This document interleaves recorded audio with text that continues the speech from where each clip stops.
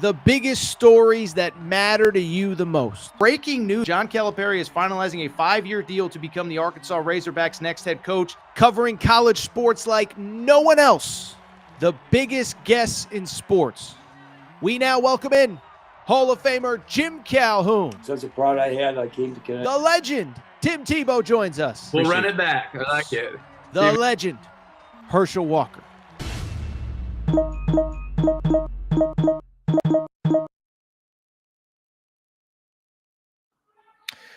Welcome in, everybody. A Sunday night edition of the Aaron Torres Sports Podcast. I'm your host, Aaron Torres. Hope everybody's doing well.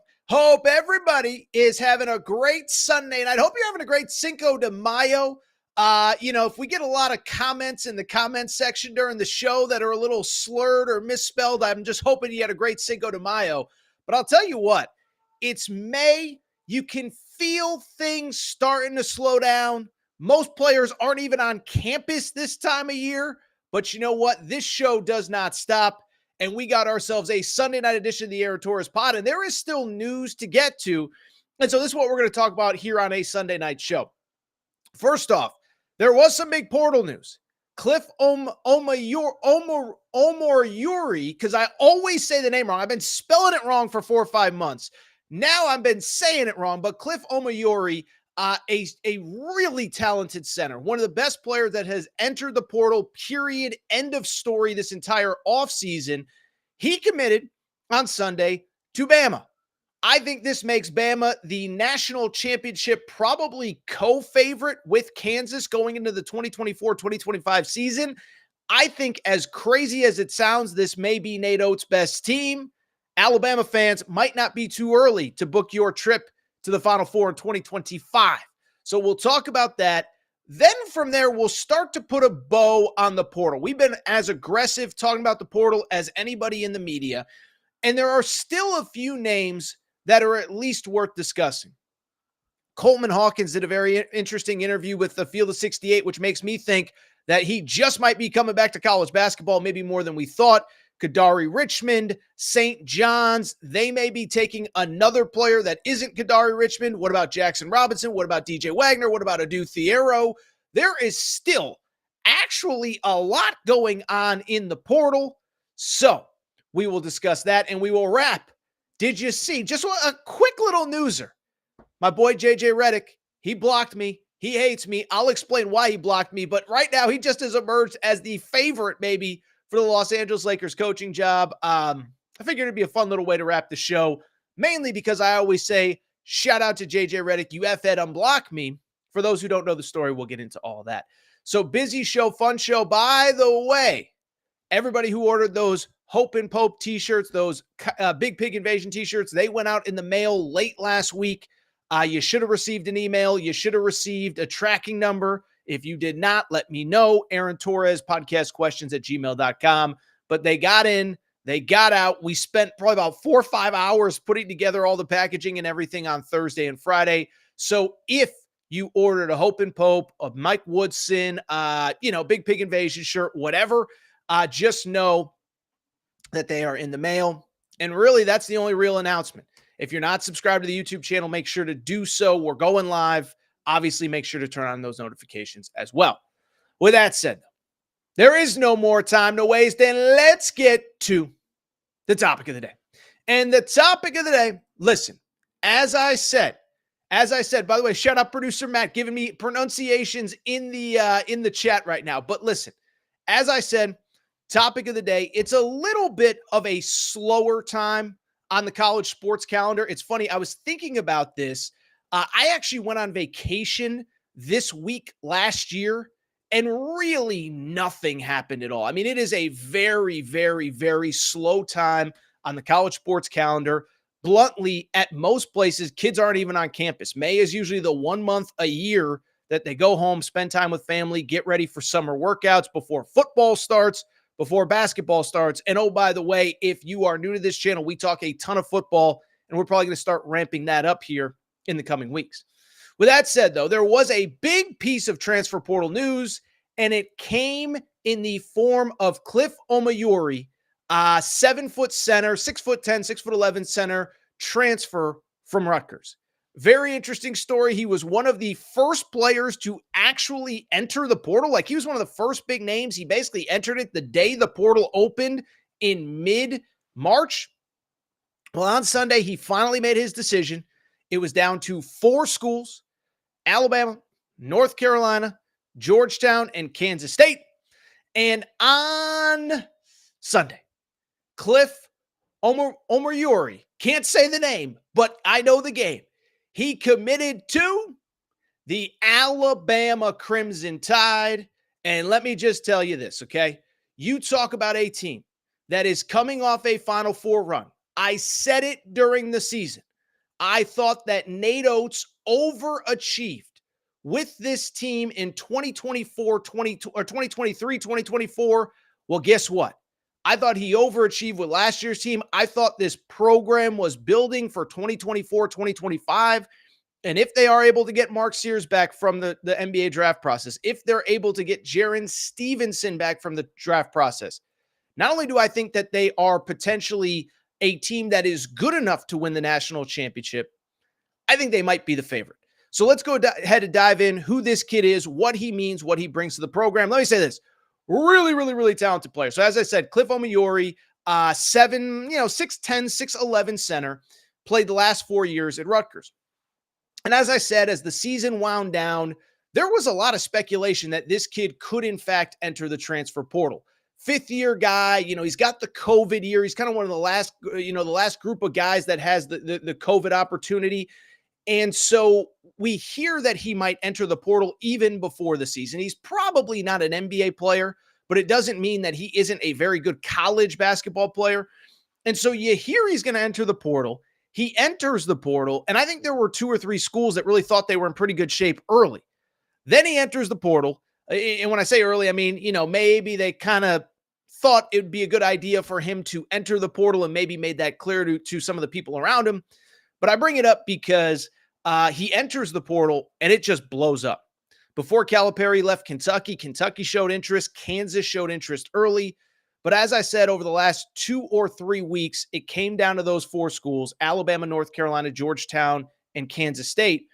But what was really interesting was over the last week to 10 days, it really felt like another North Carolina, Alabama head-to-head battle, and another battle that they won, okay, they being the Alabama Crimson Tide. So first of all, this is a very interesting thing that's kind of happening behind the scenes in college hoops that you got to be paying close attention to realize, okay?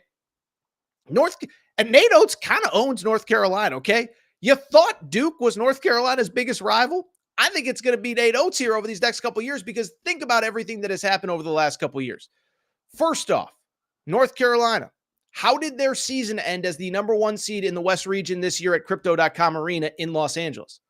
It ended with Alabama beating and stunning North Carolina in that game. North Carolina wins that game. They're probably going to the Final Four. They're playing a Clemson team that they had already beaten earlier in the year.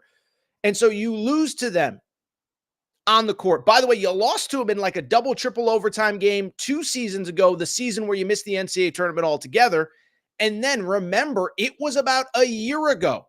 Right now, Jaron Stevenson, a player originally from North Carolina, originally from Chapel Hill, picks Bama over North Carolina. He's basically the final piece of this year's Final Four team. Remember, Nate Oates, after the game against Carolina, says to him, and it was caught on video, he says, "Jaron, those guys over there at Chapel Hill don't have practice tomorrow. You do. Let's rock." So you have all this. And then on top of this, this is what was really interesting. Alabama has been getting the better of Carolina for a while. But what was really interesting was he actually took a visit to Carolina over these last couple days. And what was interesting to me is that if you follow any of the Alabama coaching staff on social media, they seem to make it pretty apparent that they believe that he was going to Alabama. Producer Matt, when you can, pull up Preston Murphy's tweet from the last couple days. Okay, so Preston Murphy, he is the lead Alabama recruiter, the lead Alabama assistant coach. He's had 2 or 3 tweets that look like the one that you see on the screen right now. That is Clifford, the big red dog, and the Alabama coaching staff tweeting about the big red dog Clifford. I think the insinuation is pretty clear. That's our guy. even while Cliff Omoruyi was on campus at North Carolina. Preston Murphy is sending out these tweets. I mean, I was trying to think of the analogy to that. And I don't even know what the analogy is. You know, you're going on a first date with a girl, but she's, you know, Instagramming about her boy. I don't even know. But the Alabama staff was tweeting about this kid, sending out these Clifford the Big Red Dog tweets on social media while he was at North Carolina. And so he ends up at Bama. And so you look in the big picture. And as I said, I believe this starts to put Alabama in the conversation as maybe a national championship favorite, assuming that there's no surprises in the NBA draft process. Mark Sears comes back. Mark Sears is in the draft. Jaron Stevenson, the player I just mentioned, is also in the draft. And so there are still pieces that need to be figured out. But in the bigger picture, here's what you need to know. What Omoruyi brings, I can't say the kid's name, but anyway, you get the point. I'm going to say Omoruyi from now on until further notice, okay? But I bring it up because what he brings is the one thing that Alabama really doesn't have. And it was funny because it was right around this time last year that Charles Bediako surprised everybody. Everybody thought he was coming back. He ends up staying in the NBA draft. And the one thing that Alabama lacked all of this year was a true 7-footer, a true shot blocker, a true difference maker at the rim. They've had that throughout the Nate Oates era. They had it with Charles Bediako. They had it with Noah Clowney. They did not have it this year, and that's why you go back to what did I say all season about the Alabama basketball team. I said that I thought Nate Oates actually overachieved with this roster, having them in contention until the final probably week to 10 days for an SEC regular season championship, and then obviously going to the Final Four. And so now you start to look at who could come back if Mark Sears, if Jaron Stevenson come back. It's hard for me to see a better team in college basketball in 2024, 2025, okay? Because you look at the roster. Mark Sears is a dog, okay? And I remember, I was at the Final Four, and I remember being in that UConn locker room after the Alabama game. They basically said, like, we haven't seen anybody like that all year. Averaged 21.5 points per game, 24 against UConn. And you could tell, like, there was a weight off their shoulders after they played Alabama because they were like, we had no answer for Mark Sears. It's funny. I think I've said it on the show, but you could kind of tell Alabama was the game that UConn felt like they had to get through. I think you could see in the locker room that they were pretty confident that once they got through Alabama, they were going to take care of Purdue. So Mark Sears is back. You have the shooting with Latrell Wrightsell, who, of course, was injured, banged up in and out of the lineup this year. And especially late, he had some concussion injuries, frankly. He's back. You added another shooter in this kid, Chris Youngblood, a player from South Florida. Houston Millette, a player from Pepperdine. So you add shooting. You have now Grant Nelson at the 4, Jaron Stevenson at the 3. You have a true low post center. And I start to look at it. What don't you have? But here's the crazy part. Not only do you have one of everything, it's like Noah's Ark. You got 2 of everything at Alabama. Because remember, Aiden Holloway, former McDonald's All-American, transfers in from Auburn. Now, if he's your starting point guard, he's got to play 32 minutes a game next year. I'd be a little bit worried.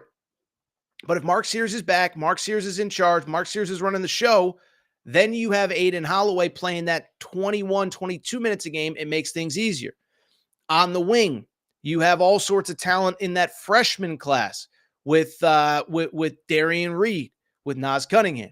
You have another McDonald's All-American. So you have 3 McDonald's All-Americans on next year's roster. Aiden Holloway, who I just mentioned, Darian Reed, and then Aiden Sherrill, a big guy down low, 7-footer, rim protector, etc. Not with as much experience as Cliff Omoruyi. And so you start to look around. What does this team not have? By the way, got yelled at by Bama fans the other day when I did an update on all the things that happened in the sport. I didn't mention LeBaron Philon, the freshman who was committed to Kansas, gets out of his letter of intent. He's headed to Bama as well. Really good guard that I think is a 2-3 year guy that can be a star on this team in time. And so you look at Bama with Cliff Omoruyi. I don't know what they do not have that you need. Look at this roster. 2 point guards, maybe 3 really. shooters everywhere, couple wings. Grant Nelson is now going to play his natural 4 spot. He doesn't have to play 5 and be going up against Zach Edey and Donovan Clingan and guys like that. You have 2 7-footers in Cliff Omoruyi and Aiden Sherrill. This is a deep roster. This is a talented roster. I'll tell you this. I think that people behind the scenes of college basketball, there's a lot of buzz with Kansas. I don't know if people have quite caught up with Bama yet, but I'll tell you this. I was talking to somebody who's kind of into the analytics stats kind of world, and they said to me on Friday, when we kind of thought this commitment was coming, this Bama team has a chance to be special. So the numbers back it up. The talent backs it up. Now you got to back it up on the court. And so we'll see what happens. But in an offseason where we've spent so much time talking about Kentucky, so much time talking about Arkansas, so much time talking about some of these other schools, even across the country, UConn, Kansas, whatever. You have a team that just made the Final Four, that basically returns everybody if Mark Sears and Jaron Stevenson comes back, and has loaded up in the portal with Cliff Omoruyi, with some of these other guys, with a 4-man freshman recruiting class with a bunch of studs. Alabama, in my opinion, is the number 1 team in the country going into 2024, 2025. Tell you what, so what we're going to do, we're going to take a quick break. We're going to come back. When we come back, we will go ahead and talk about some of the big names still in the transfer portal. Who do you need to know? What's the latest buzz? Is there buzz? There is so much going on. We're going to take a quick break, talk about that all. Be right back. Before we do, many of you ask me all the time, Torres, what can I do to help support the show? You give me hours and hours and hours of content every single week. What can I do to help you? Well, I'll tell you what, do me a quick favor. Check out the Aaron Torres Media merchandise store for all of your team-specific shirts, hats, and more, all available at aarontorresonline.com/merchandise. A lot of you wondering, Torres, what can I get in that merch store? Well, first of all, we got our brand new Hope and Pope Kentucky basketball t-shirts. That's right. Mark Pope has arrived. He is here to save the day. Get your Hope and Pope t-shirts there. Also, Arkansas fans, the Big Pig Invasion is here. You can get your tees there. Basketball School Alabama shirts. More Hurley 2024 UConn shirts for your tailgates at Rentschler Field, your games at the XL Center or Gamble. And oh, by the way, your Mike effing Woodson gear for Indiana. If you love football, we got you covered too. We got more Dion shirts and hats than we even know what to do with. The freeze warning has hit the plains. Auburn fans, grab your freeze warning tees now. And of course, our new era, new rules shirt applies to Nebraska football and its incredible fan base. We have more coming for the fall, plenty in stock right now. So make sure to check out the Aaron Torres Media merch store at aarontorresonline.com/merchandise. And you can always hit me up with any questions. Aaron Torres Podcast Questions @gmail.com. All right, everybody. I'm back. Gonna be back. Do want to switch gears. By the way, drop your questions in the comment section. We will get to them at the end. But what I want to do now, I want to talk about everybody's favorite topic, not just the commitments in the portal, but just portal in general. Because the portal closed about, 72, 96 hours ago, whatever it was. But it doesn't mean that some big names did not get in before the portal closed. And it does not mean that there is still not a lot of moves being made behind the scenes. There are a lot of teams that still need players out of that portal. And so let's go ahead and discuss some of those players and some of those teams. First name I want to discuss. This one's actually very, very, very interesting. So it is Coleman Hawkins, really a point forward, point center from Illinois. Averaged 12 points, 6 boards, 37% shooting from 3. Kind of a program icon, as a guy that's been there 4 years, was there with Ayo Dosunmu and Kofi Coburn, stuck with it, with the program, obviously led them to the Elite Eight this past year. Well, if you listen to this show, you know that right before the portal closed, Coleman Hawkins, who has graduated from Illinois, who has entered the NBA draft, he threw his name in the transfer portal right before it closed. And at that moment, it caused this great fervor. And then he kind of put out a tweet where he just said, He pulled the old Aaron Rodgers, RELAX, relax. And he basically said, listen, I'm only doing this to protect all my options. Something could happen. I could get hurt. There could be a situation in the pro draft process. And so because of it, I'm just weighing all my options. And so if you listen to that statement, if you listen to this show, I said, look, that doesn't sound like a kid that's coming back to college. It just sounds like a kid that is protecting every possible thing that could happen in this process. Well, I bring it up, and why I'm leading with Coleman Hawkins. I think it was Friday. He did an interview with Jeff Goodman, Field of 68. Really good stuff. I listened to it the other day. And if you listen to the interview, I think it makes it clear that he's maybe a little bit more open to potentially actually transferring out of Illinois. Actually, let me even put it back. Let me change that.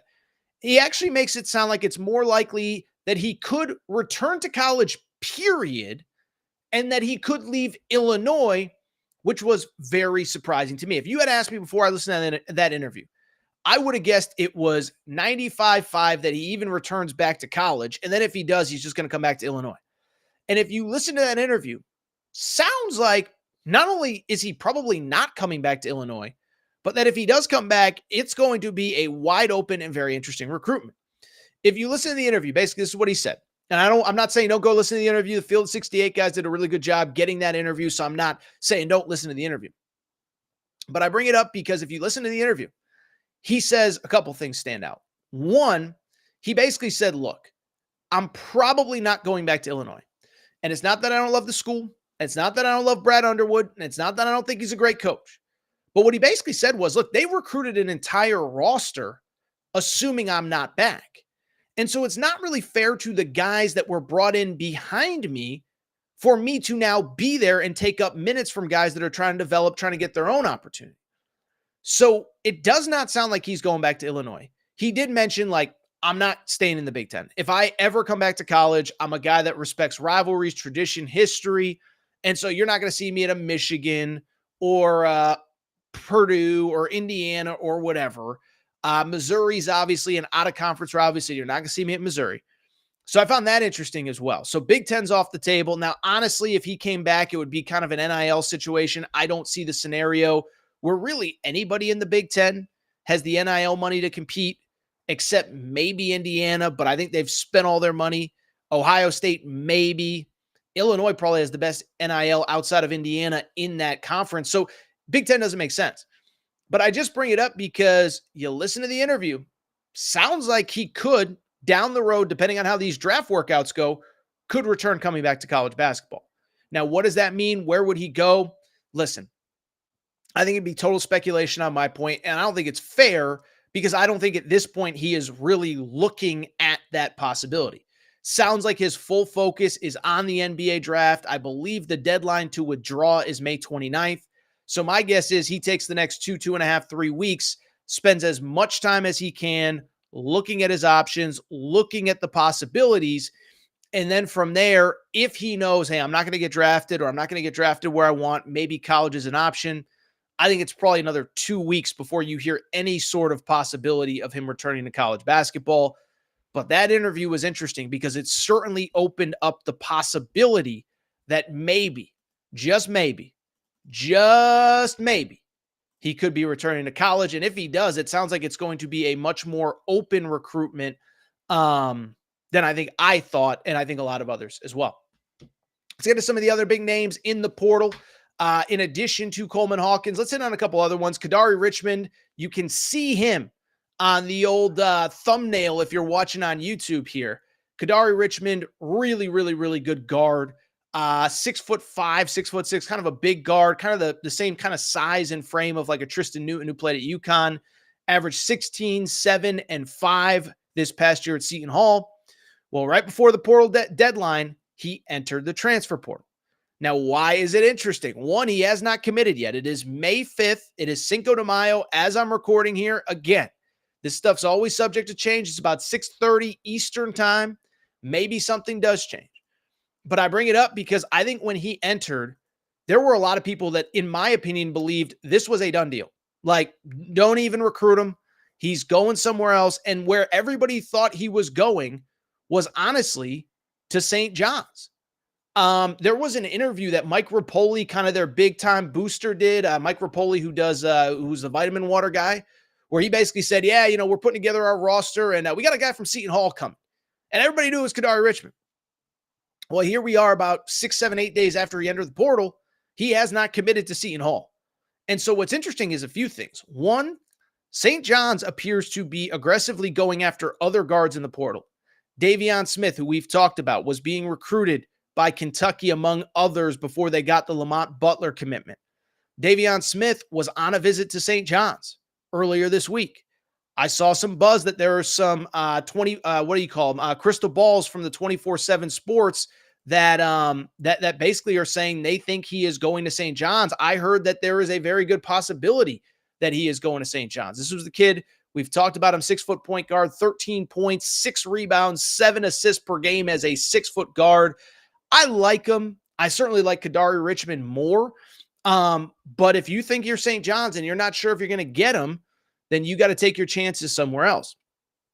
Obviously, where it becomes interesting, if Kadari Richmond is not going to St. John's, that becomes a fascinating recruitment. The only school that I can think of that sort of would make sense there is Arkansas. Arkansas, obviously, they got John L. Davis last week. They have Boogie Fland. But the one thing they don't really have is a lead guard, is a point guard. And so you wonder, can they get in the mix? They certainly have the NIL money. Kadari Richmond might be the best player in the portal since it entered. Again, 16.7 rebounds, 5 assists from a 6'6" guard. He's kind of got that NBA size, NBA frame. Basically, if he could hit a three-pointer, that's a kid that probably is in the NBA right now and probably doesn't need 4 years of college to get there. So keep an eye on him. This recruitment is very, very, very interesting. It has gone very quiet over the last couple days. I don't know what's going on. My hunch is that if anybody's going to take him from St. John's, it's Arkansas. If I had to guess, I'd still probably say St. John's. But this felt like a done deal about 5-6 days ago when he entered the portal. And now it is much, much, much more wide open. A couple other names. I mentioned it's gone very quiet on Kadari Richmond. It's gone very quiet on 2 former Kentucky Wildcats. First one is DJ Wagner. DJ Wagner to me is fascinating. I have talked about and made sense of and explained to all of you why I think he's a better player than he's being given credit for. I know he was the number 1 high school player in America. I know he didn't have a great year at Kentucky, but we've talked about it quite a bit. He was great early. Then he got hurt. He came back. Rob Dillingham and Reed Shepherd were playing better. He was kind of the guy that was getting a lot of the blame. Why aren't they playing more? Why are you starting DJ? From everyone I've talked to around Kentucky, he was a great teammate. He took it in stride. He didn't ask to be a starter, whatever. Well, I bring it up because he hits the portal, and there's a couple interesting things. Remember, the NBA draft deadline was last week. He did not enter the NBA draft. So unless he's going overseas or something, he's playing college basketball next year. But what's also interesting is there's just not a lot of tangible information on him right now. He took a visit to USC last weekend, did not commit. Doesn't appear, at least publicly, that he took a visit this weekend. So does he know where he's going to go? Is he taking his time? He's kind of one of those players. Like, I don't think he's got to rush the process.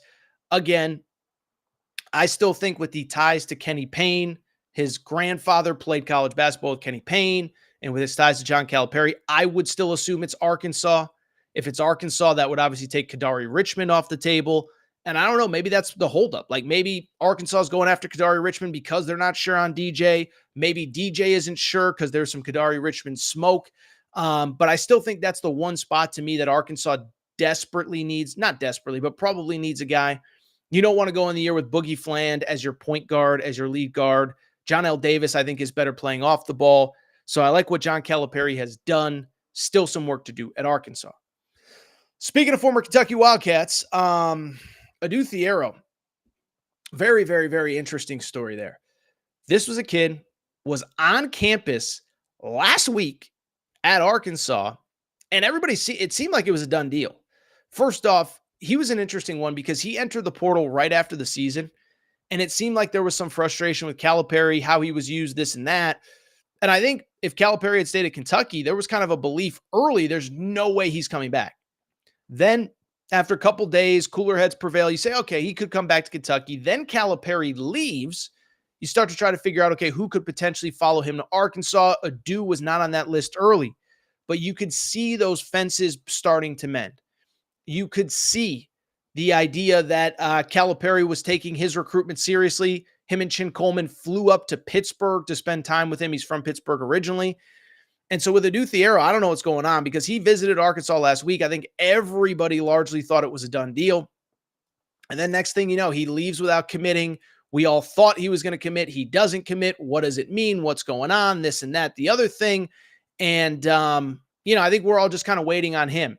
North Carolina, by the way, I didn't really talk about the impact at Carolina with no Cliff Omoruyi. I meant to, and I kind of just forgot. I kind of skipped it over in the notes.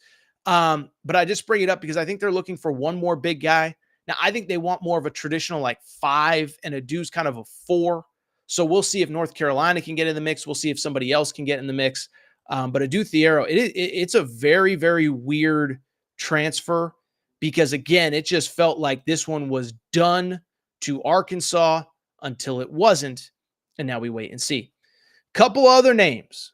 Listen, I would be remiss if I didn't do this show without answering questions about a guy that I have gotten a million freaking questions on, okay?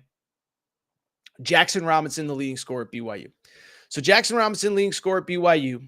This is a kid that has entered the NBA draft, but by the way, this year at BYU, worth mentioning, by the way, started his career in the SEC, played a year at Texas A&M, transferred to Arkansas, had moments at Arkansas, but it clearly didn't click. Goes to BYU, is good as a junior, was really good this past year, 14 points per game, 35% three-point shooting, 6'7", wing, star guard, whatever. Since last week, I have been asked at least probably 20 times via DMs, Instagram, Twitter, ats, whatever.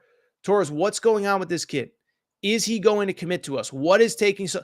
What I would say is a couple things. One, he is very much in the NBA draft process. I get the sense that he's taking it very seriously. I think obviously with the combine coming up, it's kind of a wait and see mode as far as how many workouts are you going to get, all that good stuff. And so why I find it interesting is that, one, he was invited to the NBA draft combine. That is a few weeks from now. And so my guess is, first of all, it's not even my guess. If you're invited to the NBA draft combine, just know you are, in the eyes of the NBA, a draftable player. Now, to be clear, draftable means a lot of different things, right? It means you could be a superstar. You could be last year, Brandon Miller, this, that, the other thing. Who's going to go? You could be a Reed Shepherd. You get invited, you might go, you might meet with teams, you might do some measurements, you might do some physical stuff, but you're not going to play 5-on-5. Then there's the next group of guys that basically there's no guarantee that they're going to get drafted, or they're trying to move up in the draft process. And that's more of a Jackson Robinson. So I just bring it up because the NBA draft combine is next week. It actually starts a week from today, May 12th through 19th. And if you're in the NBA draft combine, you are following through on that process, and you are going to see if it helps your draft stock. And so in my opinion, with Jackson Robinson, what I would just say is it's just going to be a wait and see for Kentucky fans. I just think you're going to have to wait. You're going to have to see. I do think if he comes back to college, it's going to be at Kentucky. That's the one thing I'll say. That's the guy, Kentucky fans, I know you want. There really aren't a lot of star type players left. I do think a guy that just averaged 14 points per game on 35% shooting from 3, that's probably the closest thing that you have left to a star in the transfer portal right now. So Jackson Robinson, my guess is by the end of the NBA draft combine, he's going to know, am I really a draftable guy? Am I going to go where I want to go? Or am I not going to go where I want to go? And if I'm coming back to college, it probably should be for the guy that I played for in Mark Pope. And I think it would end up being Kentucky. By the way, another interesting name that entered the portal right before the deadline we did not talk about last week, Caleb Lohner, transfer from Baylor. Why is that important, though?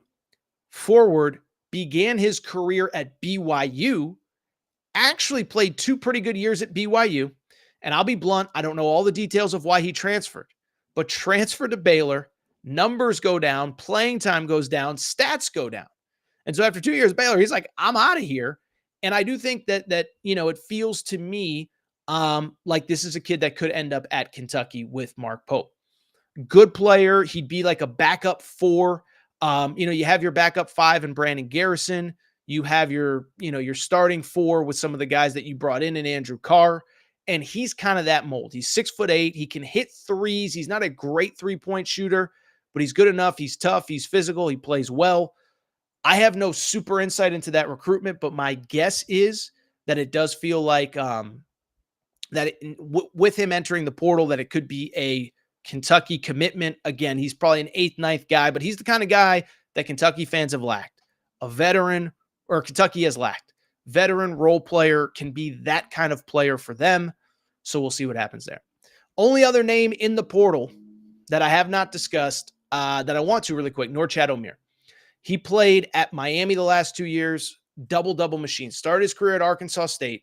We did talk a little bit about him last week. Very interesting story. He's actually from Nicaragua, looking to become the first ever person from Nicaragua to play in the NBA. 2 years at Miami, 17-10 at Miami, enters the portal right before the deadline. And let me just say, there are a lot of reports about some of the NIL asks.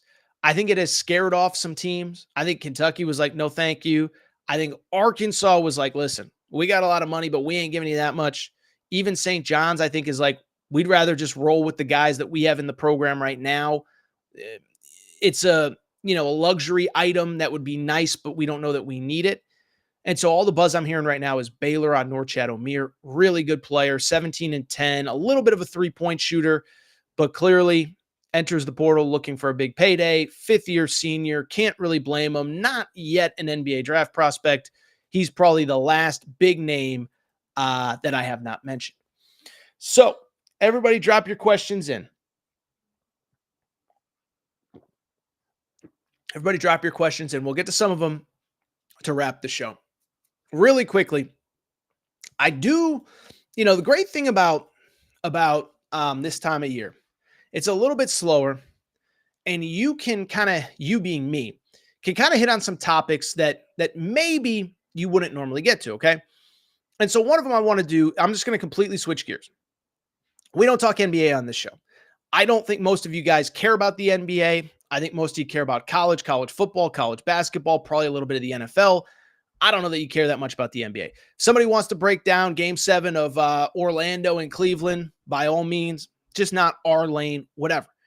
But I bring it up because we have a lot of new listeners to this show. And like I said, over the last month, we've added thousands upon thousands upon thousands of listeners. And if you noticed, at the end of every show, I wrap every show by saying a couple things. Shout out to Torrent Craig.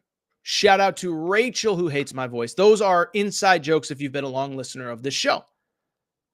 I also wrap by saying, shout out to JJ Redick, you F-head, unblock me, bro.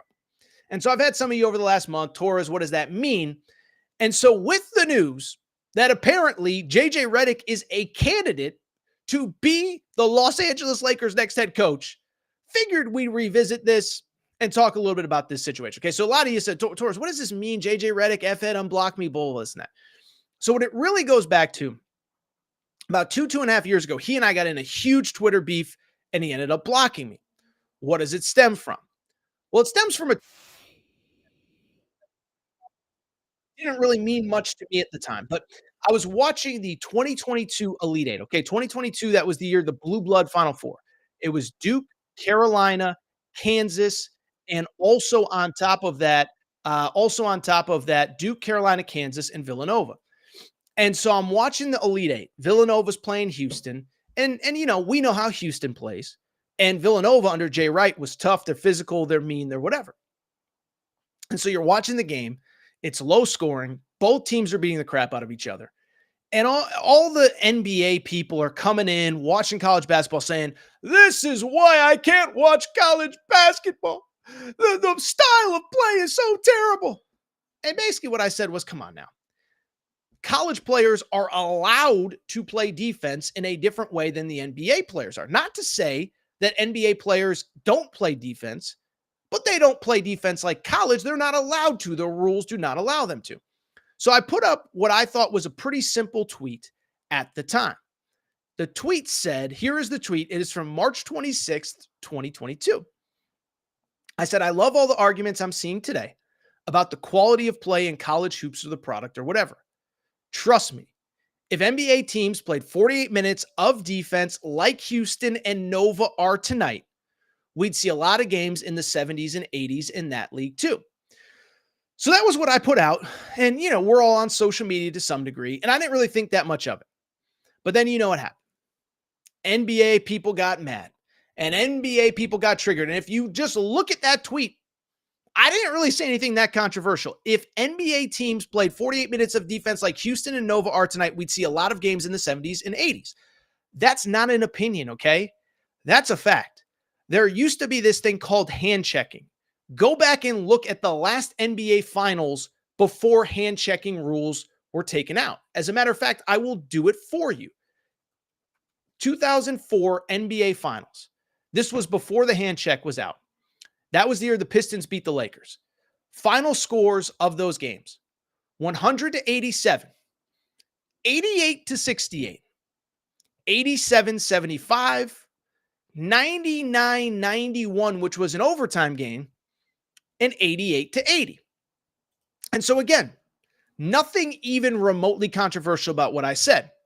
But as I said, NBA Twitter gets triggered. They're so upset. Oh my goodness, look at the college guy who doesn't even know what he's talking about. And it all culminated with a tweet from our buddy, JJ Redick. Here is what he tweeted. He said, tell me you don't watch the NBA without telling me you don't watch the NBA. And so all of a sudden, I'm sitting there getting ready to do my radio show. I got JJ Redick tweeting at me and getting all of NBA Twitter all mad at me, okay? And so I was like, I don't really care. I know I'm right. I know my opinion is right. And I was like, you know what? Screw this. It doesn't really bother me. He's wrong. I'm right. Whatever. Well, about a week after that, I start getting, my phone starts blowing up. And it's like, what the heck is going on? Why is everyone tweeting at me and texting me and DMing me or whatever? They're like, did you see what JJ Redick said about you? Did you see what JJ Redick said about you? Well, fast forward, somebody sends me a clip of his podcast. It was his show with Kevin Durant. Here is what JJ Redick said on his show.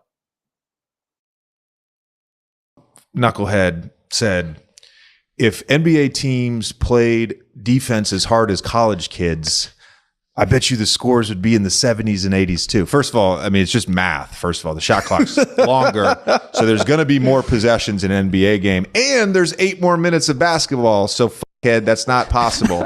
But secondly, There you go. There it is. Why do I say shout out to JJ Redick, you F-head?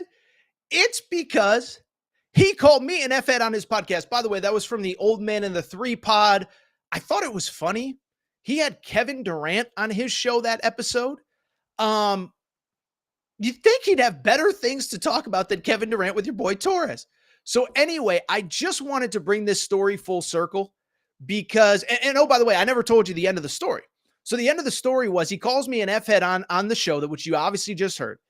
And from there, what ended up happening was this. You know what ended up happening? The NBA playoffs started. You know what ended up happening?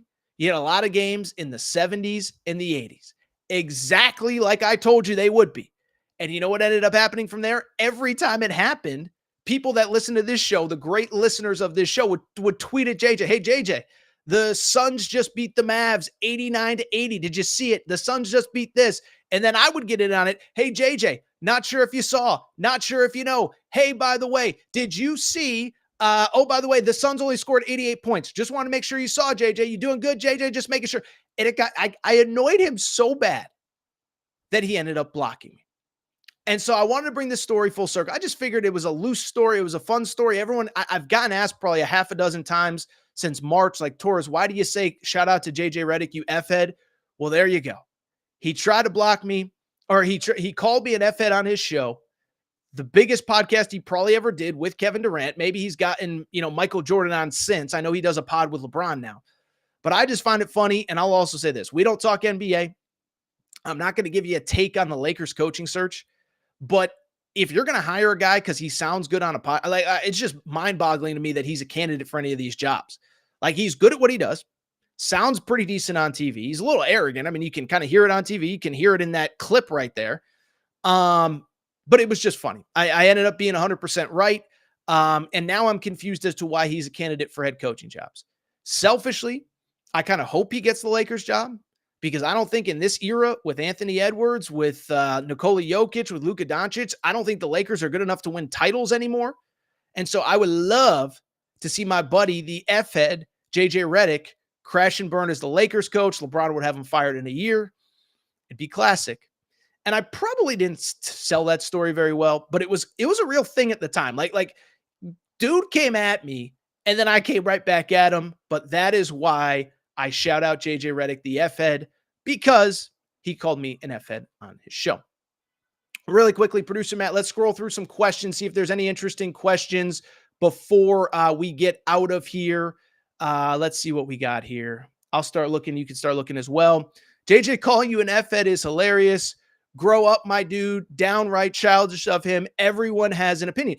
Well, you know what's funny about the opinion, Justin, is he didn't even understand what I was saying. If you listen to the quote, he says, producer Matt, play the audio one more time, because there's something he said that was just factually incorrect. Knucklehead said, if NBA teams played defense as hard as college kids, I bet you the scores would be in the 70s and 80s too. First of all, I mean, it's just math. First of all, the shot clock's longer, so there's going to be more possessions in an NBA game, and there's 8 more minutes of basketball. So, fuckhead, that's not possible. But secondly, So if you listen to what he said, he says that I said that NBA teams don't play as hard as college kids. That's not what I said at all. I said it's a different set of rules, different, whatever. It's just a different set of rules. And so, yes, college teams are allowed to defend in a way that NBA teams are. Watch a Houston Cougars college basketball game versus the NBA game right now, and you can see there is nobody in the NBA that can or is able to defend like Houston because the rules don't allow it. And so it wasn't even a controversial take. It was just a fact. And then, as I said, you get to the playoffs. Teams know each other. Teams do actually clamp down a little bit. And all of a sudden, guess what? You get games in the 80s. You get games in the 70s. It happens every year. And so that is why we always wrap up every show by saying, shout out to JJ Redick, you F-head, unblock me. It was because he called me an F-head. Then, by the way, I ended up being 100% right. Every time somebody scored in the 70s or 80s, I made sure to let them know about it. And then, because we have such great listeners of this show, what ended up happening? They started hitting him up like, oh, by the way, Torres was right. Torres was right. You should have listened to Torres. He knows more about basketball than you did. And so eventually he had to block me. But yeah, shout out to JJ Redick, you F-head. Unblock me, bro. Bronny James. Okay. C fees. This is a great segment for another day. He says, so the NBA draft combine list is out. A lot of players. We didn't even talk about that, but 5 guys from UConn, couple former Kentucky Wild, a lot of guys. One player that did get invited was Bronny James. And so I have a couple thoughts on this. First of all, I'll be blunt. I feel bad for Bronny for a few reasons. First of all, I said this when he got dropped from the 2024 mock draft. Bottom line is, Bronny James was never a top 10 pick in the 2024 NBA draft. He was not. And I said it at the time. I said, listen, I try not to criticize other people in the media, but when he put Bronny in the top 10, it was so obvious, the guy who does the ESPN mock drafts, that he was either trying to get on the right side of Clutch Sports, which is LeBron's agency with Rich Paul, or he was just doing it for clicks. There was nobody in America that thought Bronny James was a top 10 pick. He was the 24th or 25th ranked player in his own high school class. So forget older players, forget international players. He was the 24th ranked player in his own class. And so I feel bad for him. He didn't ask for any of this, okay? Don't blame Bronny because of decisions that his dad makes or strings that are being pulled for him. But I feel bad for by the way, that proves one of my oldest points. There's a lot of talk about privilege in this world. We don't talk a lot about societal issues. I try to stay away from political, racial, socio, whatever. We try to stick to sports here. But I bring it up because everyone talks about this kind of privilege, that kind of privilege, that kind of privilege. You know what the number one privilege in America is? It's green privilege. It's do you got this or not? And so we see it with the USC admissions scandal when parents are paying hundreds of thousands of dollars to get their kids admitted to schools that they don't belong. And we're also seeing it with Bronny James, where clearly, because his father is who he is, strings are being pulled for him. Now, why I feel bad is because he's not ready. And frankly, he's going to get embarrassed at the combine. I think he's going to be really bad. He's just not prepared. That's okay. And then from there, I don't know what's going to happen. Is he going to stay in the draft, go unsigned, and maybe in a year or 2 or 5, he's an NBA player? Maybe. Does he go back to college? I'll say this for Bronny. I don't know that there's a huge market for him because he's such a developmental kid at this point, and you can't bring in Bronny and not play him. We talked about this when he fell off the mock draft.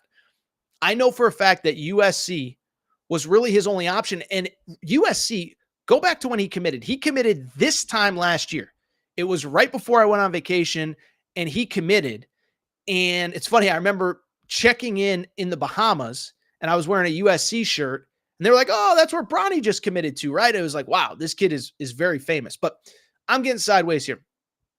I bring it up because he didn't really have any other options besides USC, but to take it a step further, USC wasn't sold on him until they had a couple guys leave in the portal. Trey White left for Louisville. Reese Dixon Waters left for San Diego State. And so I only bring it up to very simply say is that I don't know that there's a lot of good options for him. I feel bad. I think this proves the number one privilege is green privilege. But I don't think it's going to go well for him. And it does kind of suck that he did take a spot from somebody else. That's not his fault. I don't blame him. He's not the bad guy, but there are a lot of adults trying to pull strings for him behind the scenes. Great comment, though, from C. Fees. Aaron Torres is the real basketball expert, says Mr. Warlight. Not even joking. Listen, I'm so glad that you now understand, everybody, why I say shout out to JJ Redick, UFED, because it wasn't even a controversial thing. That's the funny thing about all these little dust-ups that I find myself in. What I say isn't even controversial. Go back to the Zach Edey thing from this year. It's not controversial to say that a guy should not be drawing 18 fouls on one end and committing one on the other. That's not controversial. And I said it and I got crushed. And then everybody who crushed me a month later was like, wow, that foul disparity really is something. It's like, yeah, no crap. I'm not going to swear like JJ Redick, but you get the point. And so with the JJ Redick thing, it wasn't even controversial what I said, but he twisted it. Then he called me an F-head on his podcast, which was unbelievable. By the way, special shout out to Kyle Tucker, who was tweeting about it while he blocked me. So you talk about a loser beta.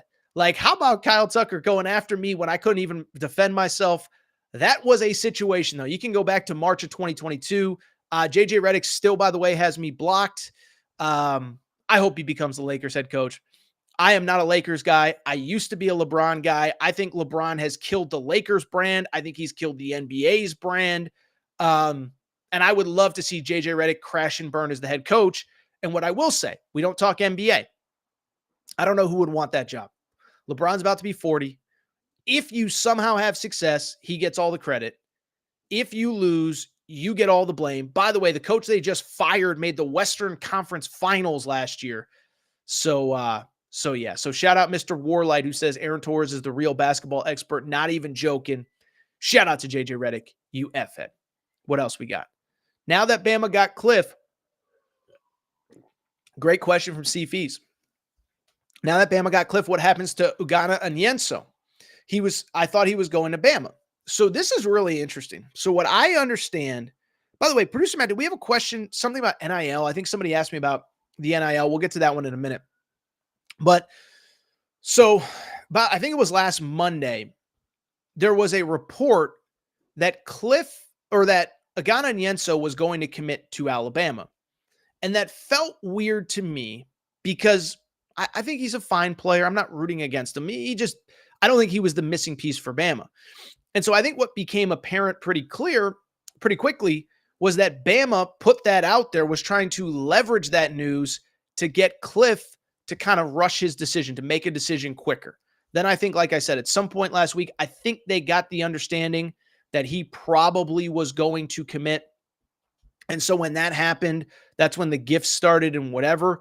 As far as Onyenso, I think it's really tough to say. I think he is one player that I could be mistaken, but I believe he was invited to the NBA draft combine.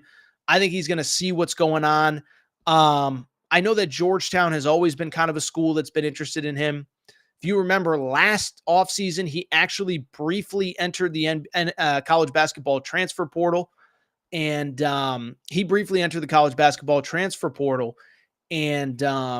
And Georgetown was perceived to be the favorite. He comes back to Kentucky. He's in it again. My hunch is that it's Georgetown, but I think right now he's probably focused on the NBA draft. By the way, a lot of comments on JJ. He is a Dookie, and that's all you need to know. Love it. For producer AT, this was the question. Okay, for AT, can you confirm Cliff was offered $2 million by a team that wasn't Alabama? I cannot confirm that. What I can confirm is I've seen a lot of scuttlebutt. Maybe when I get off the phone, I send a few texts. What I have seen is a lot of scuttlebutt was that basically he's offered a lot of NIL by everywhere. And what I've seen a lot of was that Alabama was not the best NIL offer, but that he was what we discussed, the final piece of what he believed to be a championship team. And so I don't think what's the term I always use? Rubbing nickels searching couch cushions for nickels. I don't think that's what's going on. I think he's going to be well compensated, but I don't know that Bama right now has the most robust NIL in America, and they don't need to. And by the way, if they do have NIL, know what they should take care of? Mark Sears. Know what they should take care of? Grant Nelson. Know what they should take care of? Jaron Stevenson. Know what they should take care of? Latrell Wrightsell. Take care of the guys who have been there that led you to a Final Four. And so what I do feel comfortable saying, I don't believe it was the best NIL offer out there. But I believe he's going to be well compensated. There was buzz that the North Carolina offer was better. I cannot confirm that. I do feel comfortable saying that's probably not the best NIL offer that was available for Big Cliff. For producer, Great Osabor. So Great Osabor, wild story. I'm just pouring water. I'm not making myself any kind of cold beverage here in the middle of the show. Great Osabor, interesting story, was, how about this?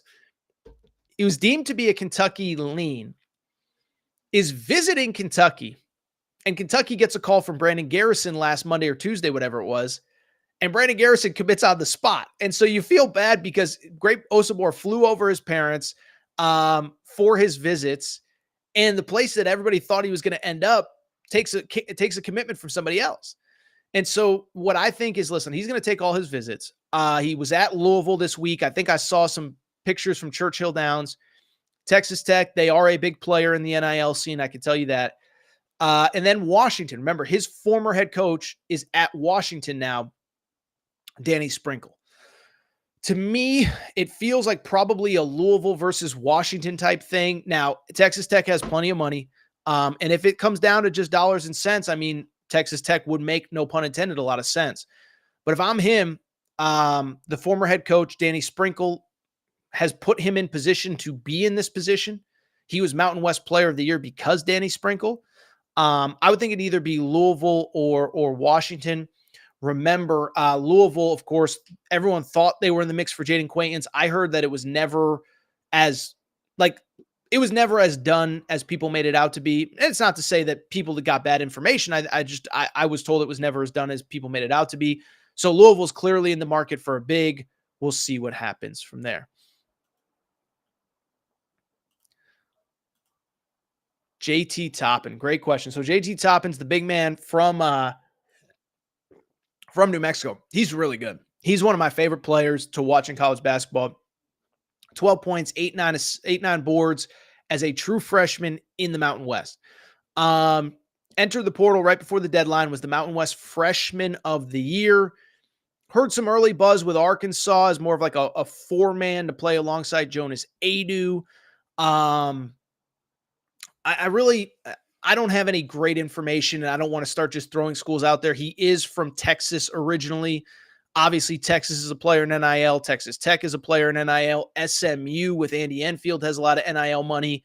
He's from the Dallas area originally. He's a really good player, though. He's a guy that can step in and contribute as a Power 5 next year. Remember, New Mexico, by the way, won the Mountain West Conference tournament.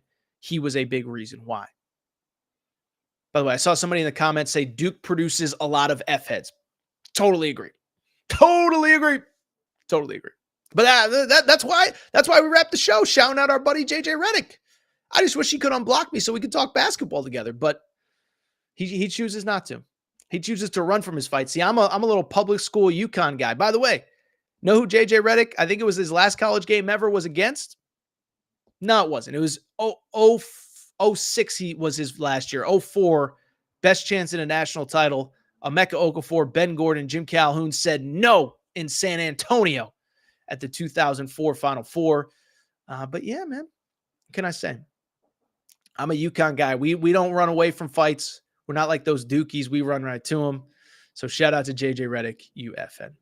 Anything else before we get out of here? Great show today. You know, listen, we're going strong here in May.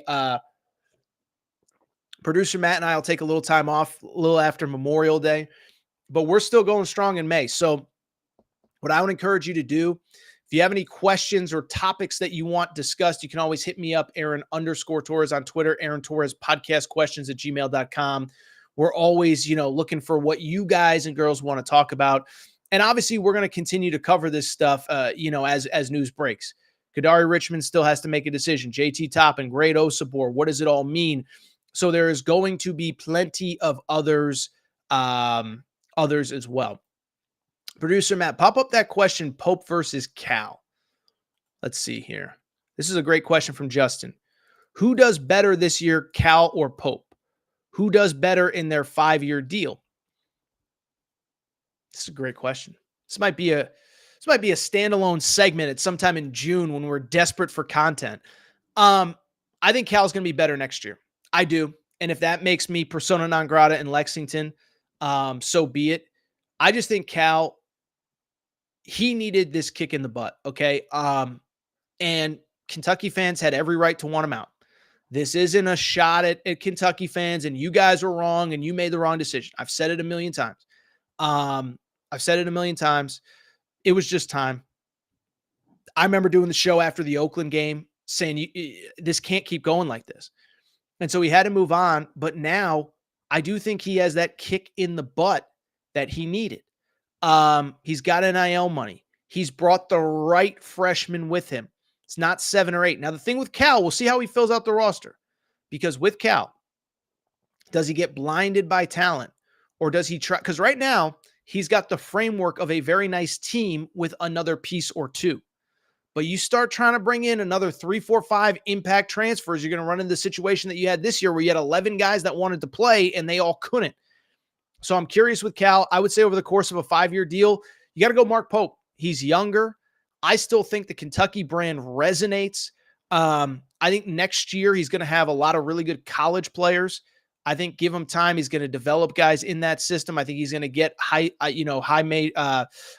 profile 5-star type kids into that program. So I don't, Mark Pope is going to recruit the best of the best and he's going to have success. I would say over the course of a 5-year period, I would give the edge to Mark Pope. Next year is Calipari.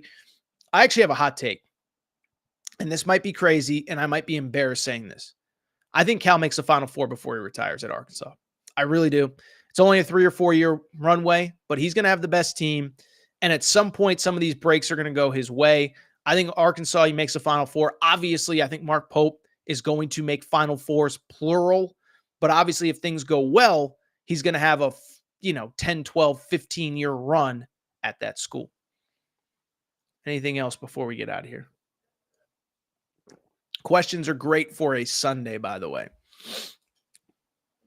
You know what's nice about tonight's show? Feels like the chat too often just becomes Kentucky versus Arkansas, everybody fighting amongst each other. Today, I have unified everybody in their hatred for Duke and to a smaller degree, JJ Redick. So I didn't know that I was going to do this. By the way, shout out to listener Ed, who texted me on Friday DM me, whatever, said as soon as he saw that JJ Redick was a candidate for the coaching job at the Lakers, he said, you got to talk about this. There's so many people that don't know the story about Redick. You got to stick with it. So, producer Matt, anything else before we get out of here? Ooh, is the blue blood era over? It feels like talent is more spread out now. I don't think so. I'll tell you why. I just always think there's going to be a group of schools that are always the most attractive, right? Who is the preseason number one almost universally? It's Kansas. North Carolina. Listen, I'll say this in this era, North Carolina has basically had a team good enough to win it every single year. Now, it didn't work out 2 years ago when they missed the tournament, but they were preseason number one. Kentucky always is going to get dudes. So no, I don't think the blue blood era is over. I do think what I think is more interesting is this. I think what this era, I think there's two things. One, I'll be curious if as we get deeper and deeper into the SEC Big Ten era where they're going to run college football, does that have a trickle-down effect? I mean, you look at some of these schools, basically the point I'm trying to make. Every school in the SEC has done very well in the transfer portal this year, okay? And you wonder, like, in 10 years, is Ole Miss just going to have so much more money than everybody in the Big East that it doesn't matter? So that's one thing that I'm thinking is how, as we kind of get deeper and deeper into this SEC Big Ten era, how does that impact things? So yeah, no, but I don't think the blue blood era is over. I think there's always going to be schools that are just really attractive because of the name. It's the same thing in football, by the way, right? It took a minute, but Jim Harbaugh basically had Michigan winning 10 games the year that he got there. And all it proved was that Brady Hoke could recruit but not develop. Ohio State, even in their down years, kids are going to want to play there. Texas, it took Texas 30 seconds to flip that roster and be a contender again. So what I do think it proves is if you get the right guy, you can be a contender year in and year out pretty much anywhere in the Power Five. Nate Oates, to me, is probably the second best coach in college basketball right now. Everybody could have hired him. So I think if Nate Oates was at Michigan, and I don't know who had an opening that year, if Nate Oates got the Florida job, the Florida State job, the Texas A&M job, I think he'd be doing what he's doing right now pretty much everywhere. Do you think it counts on? I do think you got to find the right guy, but I think there's always going to be programs that are always competitive because of the name. Let me give you an example real quick, and I know I'm going long, and we'll start to wrap. But think about Duke. Think about Duke and Carolina. Those two jobs opened over the last couple of years. They hired guys with zero head coaching experience, okay? And I only bring it up to say there really hasn't been a downfall, a fallout. Carolina, in Hubert Davis's 3 years as head coach, 2 Sweet 16s, a Final Four. John Shire, year 2, Elite 8. And I don't think those guys are like elite, amazing coaches, but the brand is so big. They get the players. Shire's still going the high school route. I think North Carolina is kind of a combination of the high school and portal route. Obviously, the high school, we didn't even talk about the Carolina perspective of the Cliff Omoruyi stuff. But they got a couple high-profile 5 stars. They've also supplemented very well nicely through the portal, the Cade Tysons, the guys like that. Let's see here. Anything else?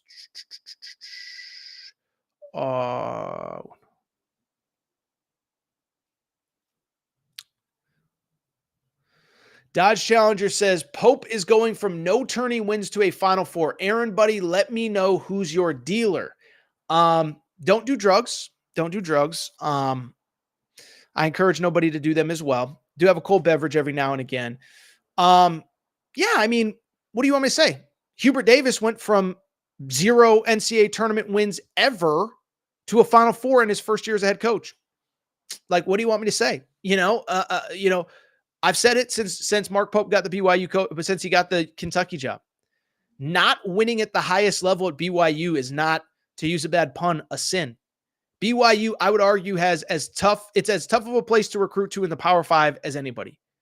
Stanford, Northwestern, these real academic schools, at least the pool of players that you can get in, all will consider going to you. There's a lot of kids that BYU, it's just they're not even in consideration because of the honor code. So I don't think that Mark Pope not winning tournament games, by the way, he had a 6 seed this year. If he wins that game, who knows what happens? I just, Dodge Challenger, I like you, buddy, but I disagree with that. All right, Dodge Challenger, LOL, love you, buddy. Well, listen, I love you too, Dodge Challenger. I'll tell you what, maybe that's a good way to end the show. Getting a lot of love today. Usually I get people more mad at me. I think JJ Redick united us all. Tell you what, let's get out of here. If you're not subscribed to the Aaron Torres pod, please make sure to do so. Apple, Spotify, Amazon Music, Google Music, wherever you listen to podcasts, make sure to subscribe. As you see on the bottom screen, if you're not following on social media, Aaron_Torres on Twitter, Aaron Torres pod on Instagram, Aaron Torres pod on TikTok as well. And by the way, if you're watching here on YouTube, click the subscribe button. Make sure you're subscribed and also put on notifications so that you know when we go live. When we go live, baby, there's always stuff to talk about. And we will, by the way, like I said, producer Matt and I, by the way, when I say we go on vacation, we're not going together, okay? Let the record show that. He's going his place, I'm going mine. But we're working hard through Memorial Day, maybe one show post-Memorial Day around the draft deadline. Then we're going to get out of here for a little bit in June. But I just bring it up because we're still doing shows these next couple weeks. So stick with us. Tell a friend if you're watching, and make sure to subscribe. That's all for today's show. Time for me to get out of here. Shout out to Torrin Craig. Shout out to Rachel, who hates my voice. Shout out to JJ Redick, you F-head, unblock me. Now everybody knows why I say that. We'll be back. Probably something's going to happen. Maybe tomorrow. Certainly on Tuesday night, Wednesday morning. This is